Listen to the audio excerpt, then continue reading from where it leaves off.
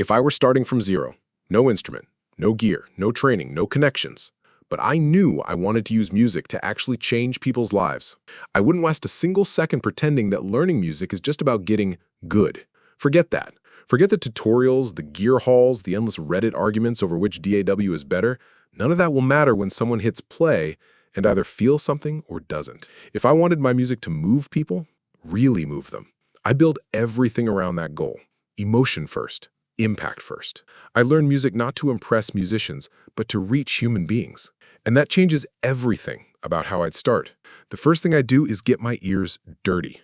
Not learn theory, not practice scales. I'd start by listening differently. Not just to songs, but to why songs hit. What is that 1 second in that one song that makes your chest ache? What's the exact chord when a chorus finally lands and your throat tightens up a little? I'd live in that question. I'd study those moments like I was trying to steal them, reverse engineer them like blueprints.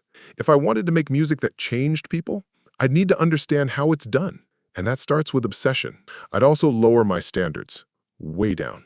Not forever, but at the start. Because the worst trap you can fall into as a beginner is thinking you're supposed to sound great already. You're not. You're supposed to feel your way through it. I wouldn't wait to get good. I'd start writing immediately. Bad songs, weird melodies, messy voice notes on my phone at 2 in the morning. I'd keep a little graveyard of every single idea. Because here's the truth. If your goal is to make music that means something, then every cringe song you write is a step closer to the one that cracks someone open. At the same time, I learned just enough theory to get dangerous. Not academic theory, not the full map, just enough to make better guesses.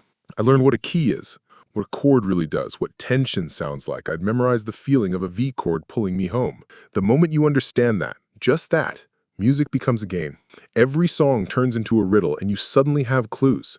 It's not about formulas, it's about options. And the more you know, the more options you have to say something real. I wouldn't try to sound original.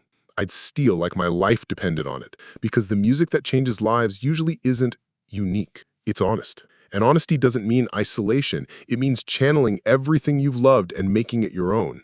I'd find 5 songs that broke me emotionally and steal their chords, their drum grooves, their vocal phrasing, their space. Not copy them, but echo them. Rebuild them in my language. Let their DNA mutate into something new. That's how real voice develops, not by avoiding influence, but by drowning in it until you can't help but bend it your way. If I had no instrument, I'd sing. Not to be a singer, but to learn emotion. The voice is the fastest way to connect to music because it's already you. You don't have to translate. No interface, no technique barrier. Just raw sound and breath. And when you learn to push emotion through your voice, it infects everything else you ever touch. Keys, strings, software, all of it. People don't cry at perfect pitch. They cry at conviction. Then I'd build a tiny setup, not because gear makes the music better, but because removing friction matters. I'd make it stupid simple to hit record. Maybe it's a phone, maybe a cracked DAW, maybe a $30 MIDI keyboard. I don't care, as long as I can capture the lightning when it strikes. Because here's the thing, life-changing music doesn't wait for you to be ready. It sneaks up on you halfway through a voice memo or during a moment you almost deleted. So I'd always be ready to record. Not perfectly, just fast. And while all this is happening, I'd keep a journal. I'd write about what I'm learning, what I'm feeling, what hurts, what themes keep coming back. Because music that changes lives always comes from truth. And it's hard to find your truth if you're not paying attention. Some of the best lyrics I've ever written started as journal lines. Some of the most moving songs I've heard came from someone putting their ugliest thoughts into words. If you want your music to matter, it has to be yours first. Eventually, I'd share.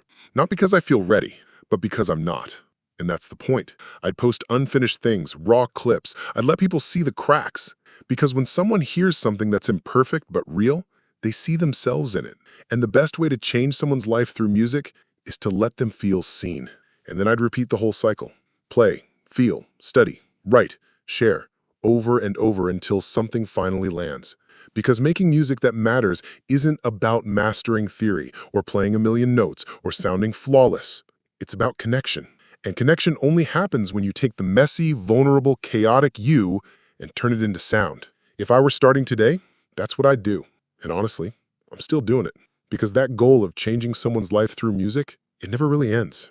It just gets louder.